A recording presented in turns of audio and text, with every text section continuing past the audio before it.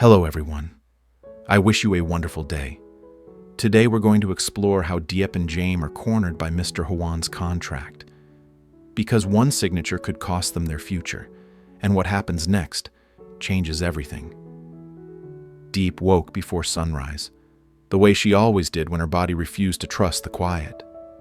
In the kitchen she held a mug of warm water with both hands, not drinking yet, just borrowing heat. Her phone buzzed.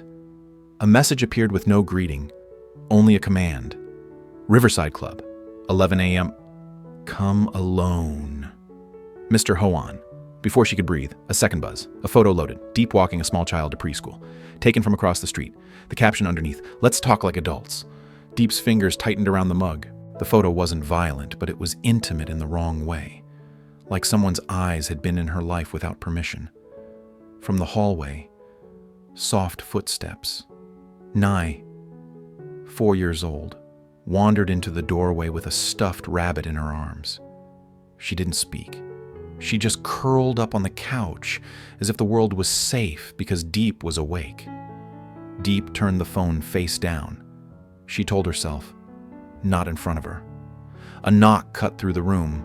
3 taps, a pause, then one gentle tap.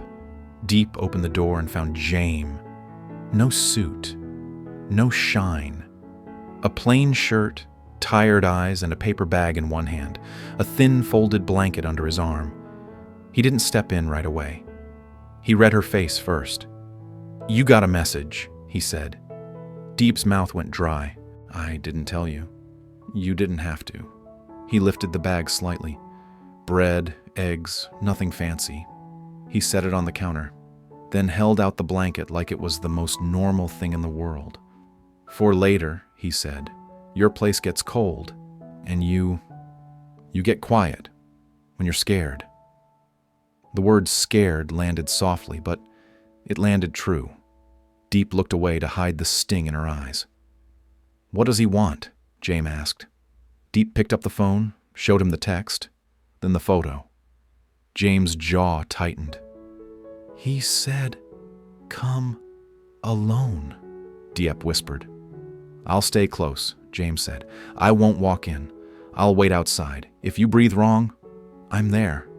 Diep glanced toward the couch. Nye hugged the rabbit tighter, trusting the adults to hold the roof up. "Okay," Diep said. On the drive, the city looked ordinary. Coffee shops opening, people crossing streets, neighbors watering plants. Diep wondered how life could look so normal when her chest felt like it was splitting. Jame kept both hands on the wheel. "Whatever he says," he started. Diep watched his knuckles go white. "Whatever he says," Jame finished. "You don't sign anything without me knowing." Diep's voice came out small. "I'm scared he'll ruin you because of me." Jame glanced at her once. "He can try." The Riverside Club smelled like polished wood and expensive perfume. At the club entrance, Diep paused with her hand on the glass door. Inside, soft music and low laughter made pain look embarrassing. Her phone buzzed. One short line from Jame. "I'm right outside." Diep didn't answer. She inhaled, counted to 3, and stepped in, telling herself she was doing this for peace. Then another thought cut through. What if peace is just another word Mr. Hoan owns? The hostess guided Diep to a private table by a wide window. Mr. Hoan sat alone. He didn't stand. He didn't smile. "You came," he said. "I'm here," Diep answered, keeping her hands in her lap so he wouldn't see them shake. Mr. Hoan leaned back. "I was poor once," he said, voice flat. "I was humiliated. People looked at me like I was nothing." Diep didn't interrupt. "I fought my way out," Mr. Hoan continued, "and I learned what the world does to men who get soft." His eyes sharpened. "I won't let my son fall for a girl who's only after money." The sentence hit like a slap without sound. You think I'm using him," Diep said. Mr. Hoan's mouth barely moved. I think you want what he has. He opened a leather folder and slid a contract across the table. Thick paper, heavy ink, a clean, simple outcome spelled in cold language. Mr. Hoan pushed it until it pressed against Diep's fingertips. Diep's breath caught. Her hand trembled. Then Mr. Hoan set something else down. A thick envelope. $20,000, Mr. Hoan said. Sign the breakup papers. Consider it compensation. Diep stared at the envelope. Her ears rang. The room tilted. For one humiliating second, she thought her legs might give out in that luxurious silence. She gripped the table edge. Mr. Hoan watched her. This ends peacefully, he said. You take care of your life. Jame takes care of his. Diep's hand moved to her bag without thinking. She pulled out her wallet. Not for money. Never for money. She opened it and looked at the small photo tucked inside. Knee's smile. A child Diep had found alone on a sidewalk years ago. A child she had chosen with her whole heart. Diep's hands trembled over the wallet, but she did not touch the envelope. She didn't let her fingertips graze it. Mr. Hoan's gaze flicked down. You adopted her, he said, like he was reading a file. Diep's throat tightened. You did your research, Diep said. I do what I must, Mr. Hoan replied. So does any father who remembers hunger. Diep closed the wallet slowly. She set it on the table where he could see it. Then, with 2 fingers, she pushed the contract back toward him. You can buy anything, Diep said, voice shaking but clear. But you can't buy my love. Mr. Hoan smiled at last, not warm, cold. Then I'll use something you can't stand, he said. Public opinion. Diep felt a cold wind. She pictured small humiliations, a neighbor turning away mid-sentence, a cashier suddenly forgetting to smile, parents at the preschool gate asking fake polite questions. She could almost hear the easy labels people throw at women they don't understand. Because labels are simple, and truth is work. What did Mr. Hoan already prepare? How many people would believe him just because he wore confidence like armor? Mr. Hoan tapped the contract once. Sign, and this stays quiet, he said. Refuse, and people will talk. Diep stood up slowly. Her knees were unsteady, but her spine held. I won't sign, she said. Mr. Hoan didn't stop her. Outside, daylight hit Diep's face too hard. Her phone buzzed. Jame, are you okay? Diep typed with shaking thumbs. I'm coming out. Jame was already by the curb. When he saw her, he stepped forward. Diep made it 3 steps.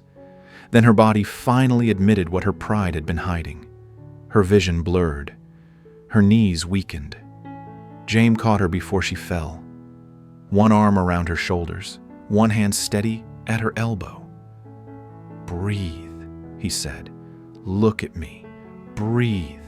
Diep clutched his sleeve. I didn't sign. Jame's face tightened. Good. He offered me money, Diep whispered. 20,000. Jame's jaw flexed. He thinks money is language.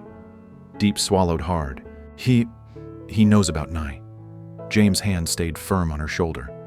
Knowing doesn't mean winning. They sat in the car, doors closed. Diep watched the club fade in the rearview mirror and felt a strange shame, like she had been weighed and labeled. She rubbed her thumb over the edge of her wallet, over Nye's photo, and wondered if Mr. Hoan had already started calling people, planting a story before lunch. On the drive back, Diep stared out the window and tried to remember what her face looked like before she learned to guard it. Jame kept the car quiet. He didn't flood the air with promises. He stayed close enough that she could breathe. Then Jame's phone buzzed. An unknown number sent a screenshot. A headline-style post, already formatted, ready to share. It wasn't published yet. A short line beneath it. Don't make this a big deal. James stared at the screen. His breathing changed, slow, controlled. "Mr. Hoan," he said, voice low. Diep's hands shook in her lap. "He told me he'd use public opinion." Jame sat there as if he was choosing between two kinds of damage. "I'm going to him," Jame said. Diep grabbed his wrist. "No. If you fight him, he'll make it worse." Jame looked at her. "If I stay quiet, he learns it works." Diep's voice cracked. "I'm afraid you'll get pulled down with me." Jame leaned closer. "Diep," he said, "you are not a problem I need to solve. You're a person I choose." They went anyway. Mr. Hoan's office was quiet and polished. When Diep walked in behind Jame, the silence felt like judgment. Mr. Hoan turned from the window. His eyes went straight to Diep. "You shouldn't be here," he said. Jame stepped forward, placing his body between them. "Don't," Jame said. Mr. Hoan's gaze sharpened. "Don't what?" Jame held his father's stare. "Don't push contracts into her hands like you're pushing her out of my life." Mr. Hoan lifted the contract from the desk and slid it forward again, deliberately. Diep's breath caught. Jame stopped the paper with 2 fingers. The contract never reached Diep. Behind him, Diep's legs threatened to fold. She grabbed the back of a chair. Her hands shook. Mr. Hoan smiled, satisfied. "Don't make this a big deal," he said to Jame. "You'll embarrass her. You'll embarrass yourself." Jame's voice stayed low. "You already are." Mr. Hoan's tone stayed calm. "Then choose. Take her home quietly or let her go quietly." Diep heard the word quietly and felt sick. Jame didn't touch the envelope. He didn't look at it. He turned his head slightly toward Diep, just enough to check her. Diep nodded once, but inside her fear grew teeth. If she stayed, would Jame lose everything he built? Would his mother suffer? Would people who depended on him pay the price? Mr. Hoan watched their faces. "1 week," he said. "Then people will believe what I let them see." Jame's shoulders rose with a slow breath. "That's your plan," he said. Mr. Hoan's smile was calm and cold. "That's reality." Jame guided Diep out with a gentle hand at her back. At home, Nee's bedroom door was cracked open. Diep heard the tiny rhythm of her breathing.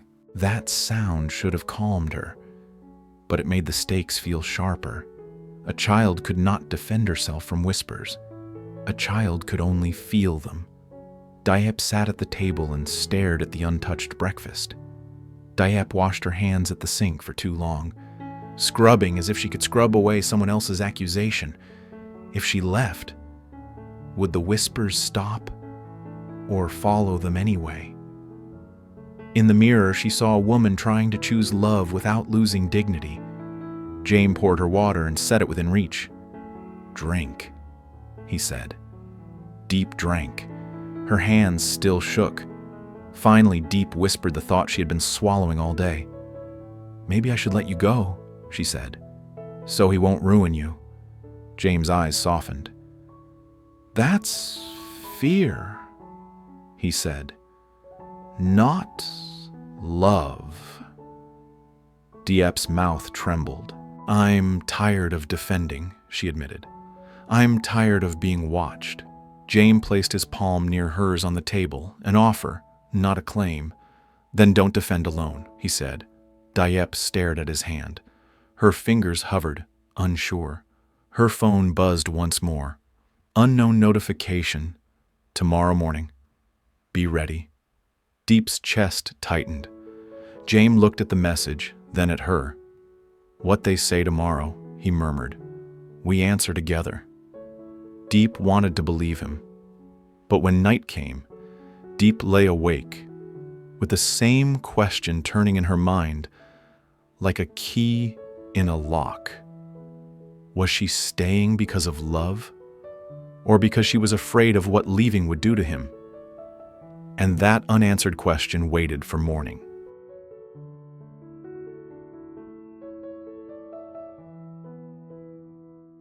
Diệp nhận tin nhắn của Mr Hoan kèm một bức ảnh bị chụp lén, buộc cô phải đến câu lạc bộ một mình.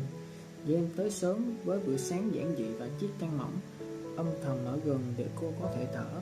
Tại nơi sang trọng, Mr Hoan đẩy hợp đồng chia tay vào Diệp rồi đặt phong bì 20.000 đô, gọi đó là bồi thường. Diệp run đến mức suýt khuỵu, nhìn bức ảnh ghi trong ví và kiên quyết không chạm vào tiền. Ông có thể mua mọi thứ nhưng không mua được tình yêu. Mr Hoan mỉm cười lạnh, tuyên bố sẽ dùng dư luận. Một bài đăng dạng tiêu đề đã sẵn sàng. Jame chặn hợp đồng, đứng chắn cho Diệp.